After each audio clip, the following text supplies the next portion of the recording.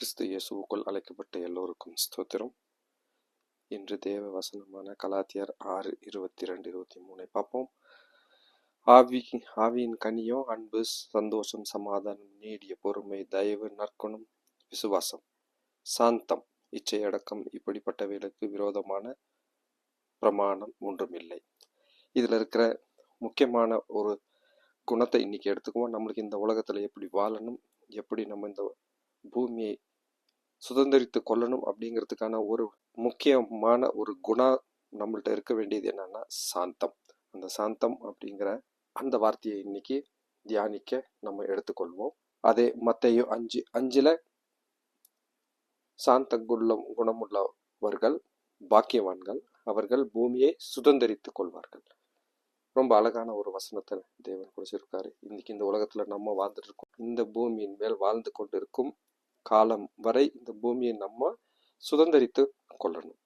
அந்த சுதந்திரித்து கொள்றதுக்கு என்ன முக்கியமான காரணம், அது ஏன் நம்ம சுதந்திரித்து கொள்ளணும்னு இயேசு நம்மளுக்கு அதை கற்றுக் கொடுத்திருக்கிறார்.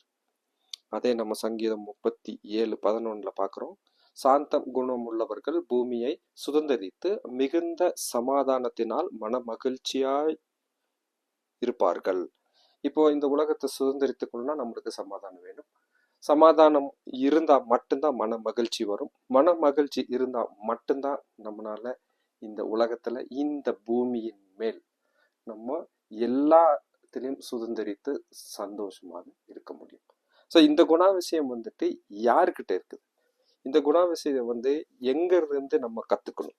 இந்த குணாதிசயம் நம்மளுக்கு யார்கிட்ட இருந்து வந்திருக்கு அப்படின்னு நம்ம கரெக்டா பார்க்கணும். சக்கரியா 9:9 ரட்சிக்கிறவரும் தாழ்மை உள்ளவருமாய் அப்படின்னு இயேசுவை பத்தி அங்க குறிப்பிட்டிருக்கு. அவர் கழுதையின் மேலும் கழுதை குட்டியாகிய மரியின் மேலும் ஏறி வரி. அவர் வாழ்ந்த காலத்துல ஒரு பெரிய ஒரு கூட்டம் எப்போதுமே அவர் கூடியே இருந்துச்சு. அவர் நினைச்சிருக்கலாம் நான் தான் பெரியவன் அப்படின்னு. இல்ல, ஒரு போதும் அவர் நினைக்கவே இல்லை. மனத்தாழ்மையோடு இருந்தார். அந்த மனத்தாழ்மையா இருக்கிறது தான் நம்மளுக்கு கற்றுக் கொடுத்திருக்கிறார். அந்த மனத்தாழ்மை எங்கிருந்து நம்மள்ட்ட வருது அப்படின்னு பாத்தீங்கன்னா மத்தேயு 11:29 நான் சாந்தமும் மனத்தாழ்மையுமாய் இருக்கிறேன்.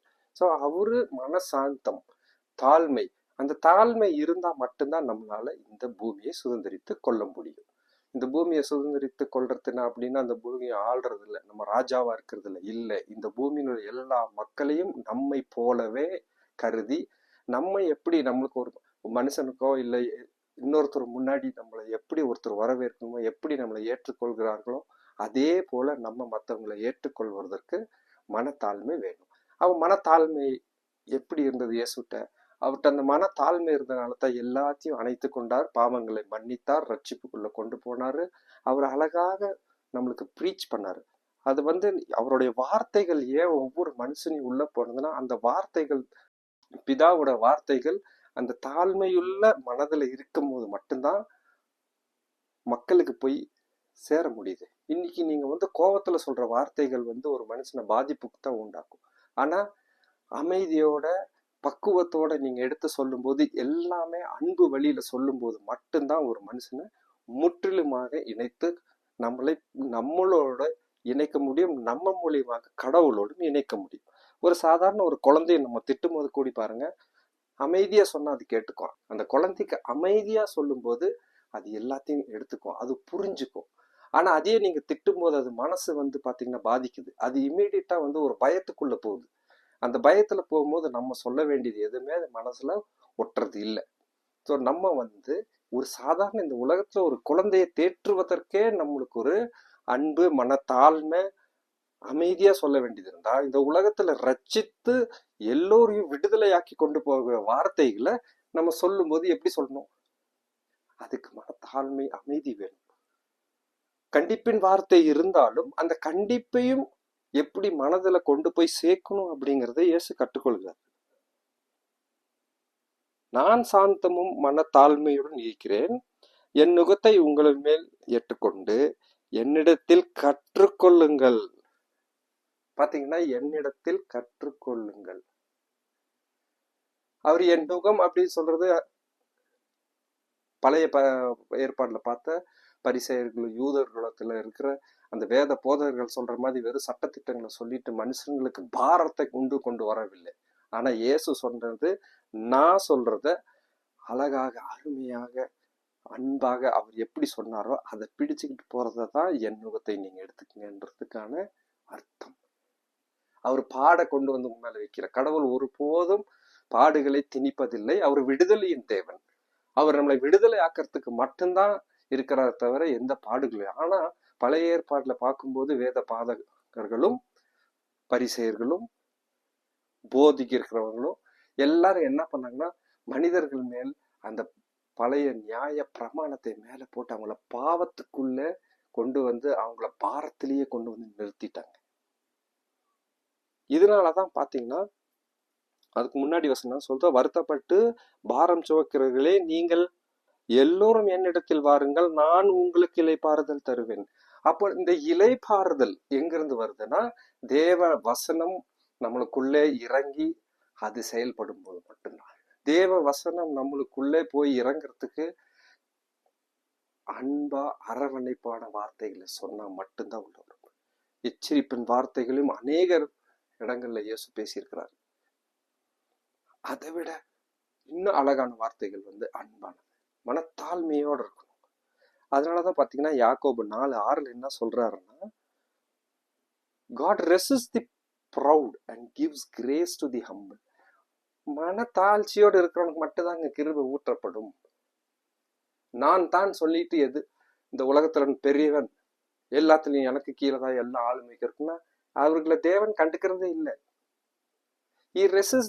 அவர் தேவையில்லை. அந்த மாதிரி ஒரு மனம் தேவையில்லை.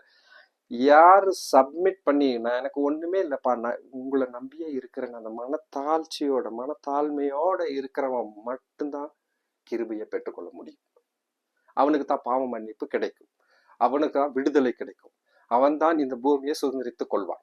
வேற யாருனாலும் இந்த பூமியை சுதந்திரிக்கணும்னா, சுதந்திரிக்கிறதுக்கு என்ன அப்படின்னு முன்னாடி பார்த்தோம். இந்த உலகத்துல இருக்கிற எல்லா கவலைகளுக்கும் எல்லாமே மறந்துட்டு தேவ கொடுக்கிற பரிபூரண சமாதானம் பெற்றுக்கொள்றதுக்கு ஒரு வழி நம்மளுடைய மனத்தாழ்மை. இது இல்லைன்னா நம்மளால இந்த பூமியை சுதந்திரிக்க முடியாது. இந்த பூமியை சுதந்திரிக்க அமைதியோட வாழும்போது மட்டும்தான் எல்லாமே நம்மளுக்கு பாசிட்டிவ் எனர்ஜி நம்மளுக்குள்ள வரும். அது இந்த பூமியில நம்ம எல்லோரோட அன்போடு இணைந்து பிணைக்கப்பட்டு வாழ கற்றுக் கொடுக்கும். இந்த குணம் மனத்தாழ்மை, நான் சாந்தமும் மனத்தாழ்மையுடன் இருக்கிறேன் அப்படின்னு சொல்றவர் நம்மளுக்குள்ள வாசம் செய்கிறார். அப்படின்னா அந்த மனத்தாழ்மையும் அந்த சாந்தமும் நம்மளுக்குள்ளே குடியிருக்குது. அது நம்மளுக்குள்ள இருக்குது. அதை இன்னைக்கு தேவன் எடுத்து சொல்றார், இருக்குது உங்ககிட்ட, நீ இப்படி நடந்துக்கோ. அப்போ அந்த மனத்தாழ்மையும் சாந்தமும் உள்ள குணத்தை இன்று நம்மளுக்கு கடவுள் வெளிப்படுத்தி இருக்கிறார். அது நம்மளுக்குள்ளே இருக்குது. அதை நம்ம அறிந்துக்கணும். அந்த வழியில நம்ம நடக்க கற்றுக்குவோம். இந்த பூமியை வாழ்நாள் முழுவதும் இந்த பூமியை சுதந்திரித்து கொள்ள அவர்கிட்ட இருந்து கிடைக்க வேண்டிய கிருபையை பெற்றுக்கொண்டு நம்ம நடக்க இந்த சாந்தமான அந்த குணத்தை எடுத்துக்கொள்வோம். அது ஆவியின் கனி. நம்மளுக்குள்ள ஆவி ஊற்றப்பட்டது. அது ஒரு கனி. அது வெளிப்படுத்தணும். அது நம்மளுக்கு ஒரு கனியாக இருக்கிறது. அது கிஃப்ட் இல்லை, அது கனி. அது அந்த ஆவி நமக்குள்ள இருக்கிறத அத்தாச்சு நம்ம சாந்தமான குணமுள்ளவர்களாக இருக்கணும். அந்த சாந்தம் குணமுள்ளவர்களாக இருக்கிறோம் அப்படிங்கறதுதான் இயேசு என்ன சொல்றாரு, நான் சாந்தமும் மன தாழ்மையுமாய் இருக்கிறேன். எங்க நம்மளுக்குள்ள இருக்கிறார், அதை நம்மளுக்கு விதைத்திருக்கிறார். அந்த சாந்தமான குணம், தாழ்மையான மனம் எப்போதும் நமக்குள்ள இருக்கு. ஆனா அதை இன்னைக்கு அறிந்துக்குவோம், அதை எடுத்து பயன்படுத்துவோம். இயேசுவுக்கான கனி கொடுக்கக்கூடிய அந்த ஒரு கனி தாழ்மை. அந்த தாழ்மையை கற்றுக்கொள்வோம். இயேசு உலகத்தை வென்றார். வென்றவர் நமக்குள்ளே இருக்கிறார். அந்த வென்றவருக்குள்ளே இருந்த அந்த தாழ்மை நம்மளுக்குள்ளேயும் விதைக்கப்பட்டிருக்கு. அதை இன்று அறிந்து கொள்வோம். உலகத்தை சுதந்திரித்துக் கொள்வோம். இந்த பூமியை சுதந்திரித்துக் கொள்வோம். இந்த நாள் ஆசீர்வாதமான நாளாக இருக்கட்டும். ஆமென்.